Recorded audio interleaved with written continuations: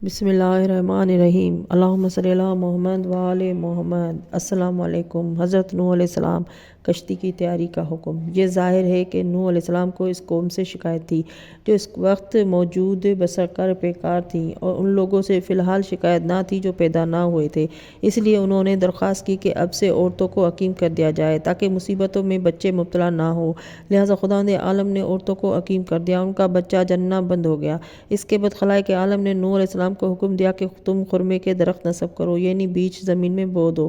ایک روایت میں کہ خداوند عالم نے جناب جبرائیل امین علیہ السلام کو ہاتھوں درخت ارسال فرما دیے تھے۔ بہرحال حضرت نوح علیہ السلام نے درخت لگا دیے، یہاں تک کہ 40 سال گزرنے کے بعد درخت تیار ہو گئے۔ ایک روایت میں ہے کہ خدا نے کئی بار درخت لگانے اور تیار کرنے کا حکم دیا، اس طرح وہ عذاب ٹالا رہا، اور درخت کی تیاری کے دوران نوح علیہ السلام نے تبلیغ پر زور دیتے رہے اور انہیں طوفان آنے سے آگاہ کرتے رہے، انہیں سمجھاتے رہے کہ دیکھو ایمان لاؤ ورنہ غرق ہو جاؤ گے، مگر کسی نے ایک نہ سنی، سب اپنی راہ پر لگ گئے، یہاں تک کہ درخت کاٹے گئے اور بروایت 1,00,000 تختے تیار کیے گئے۔ اس کے بعد حکم خداوندی پہنچا کہ واضح فلک بیننا وحینا، ہماری آنکھوں کے سامنے ہمارے بتائے ہوئے اصول پر کشتی بناؤ۔ علامہ مجلسی کا بیان ہے کہ تختوں کی تراش اور کشتی کی تیاری کے لیے بہت سے آدمیوں کی ضرورت تھی، اس لیے حضرت نوح علیہ السلام نے بارگاہ خداوندی میں عرض کی کہ مالک، کچھ مددگار درکار ہے۔ چنانچہ حکم ہوا کہ یہ اعلان کرا دو،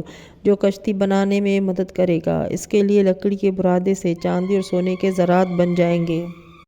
چنانچہ جناب نوح علیہ السلام نے اعلان کرا دیا۔ بروایت امام سلبی مزدوری پر لوگ آئے اور کشتی حضرت جبرائیل امین علیہ السلام کی تعلیم کے مطابق تیار کی جانے لگی۔ ایک روایت میں ہے کہ حضرت جبرائیل علیہ السلام مہندسی اور پیمائش کرتے تھے، حضرت نوح علیہ السلام کیلوں سے تختے جوڑتے تھے۔ ایک روایت میں ہے کہ حضرت نوح علیہ السلام نے کشتی کی تیاری کے لیے جو تختے مہیا کیے تھے، ان کی تعداد انبیاء کی تعداد کے مطابق 1,24,000 تھی۔ ایک روایت میں ہے کہ حضرت نوح علیہ السلام نے ان تختوں پر جملہ انبیاء کے نام لکھ دیے تھے، لیکن شیطان نے انہیں مٹا دیا تھا، اور یہی عمل بار بار جاری رہا۔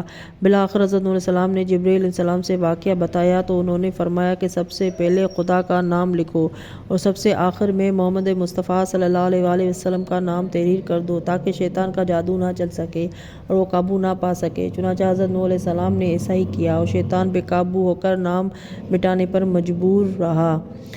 حضرت علامہ جزائری بحوالہ کتاب الخزائن بیان کرتے ہیں کہ رسول کریم صلی اللہ علیہ وآلہ وسلم نے ارشاد فرمایا ہے کہ جب حضرت نوح علیہ السلام کی کشتی تیار کرنے لگے تو جبرائیل نے انہیں کیلوں کی ایک خرچی لا کر دی، جس میں 1,29,000 کیلیں تھیں۔ حضرت نوح علیہ السلام جبرائیل کے بتانے کے مطابق کشتی تیار کرتے رہے اور کیلیں ٹھوکتے رہے، یہاں تک کہ 5 ایسی کیلیں رہ گئیں کہ جب ان کو حضرت نوح علیہ السلام نے ہاتھ لگایا تو چمک اٹھیں۔ جناب نوح علیہ السلام نے ماجرا دریافت کیا تو جبرائیل علیہ السلام نے کہا کہ یہ کیلیں پنجتن پاک کے نام کی ہیں، محمد مصطفیٰ صلی اللہ علیہ وآلہ وسلم، دوسرے علی مرتضیٰ علیہ السلام، فاطمہ الزہرا سلام اللہ علیہا، امام حسن مجتبیٰ، امام حسین شہید کربلا سے منسوب ہے۔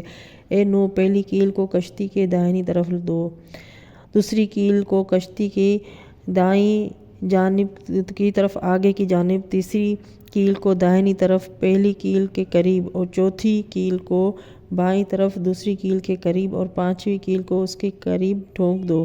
حضرت نوح علیہ السلام نے ایسا ہی کیا۔ جب 5 کیلیں ٹھوکنے لگے تو خون کی تری نظر آئی۔ حضرت جبرائیل علیہ السلام سے گھبرا کر پوچھنے لگے کہ جبرائیل، یہ کیا ماجرا ہے؟ حضرت جبرائیل نے واقعہ کربلا کی تفصیل بتائی۔ حضرت نوح علیہ السلام آپ دیدہ ہو گئے اور قاتلان حسین پر لعنت کرنے لگے۔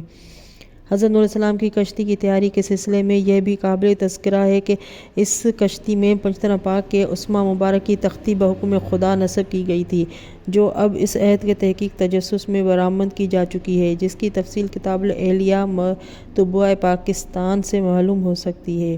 اللہم صلی اللہ محمد وآل محمد۔ ناظرین، ویڈیو اچھی لگے تو لائک اور سبسکرائب کر دیں، اور اگلی ویڈیو کے لیے اللہ حافظ۔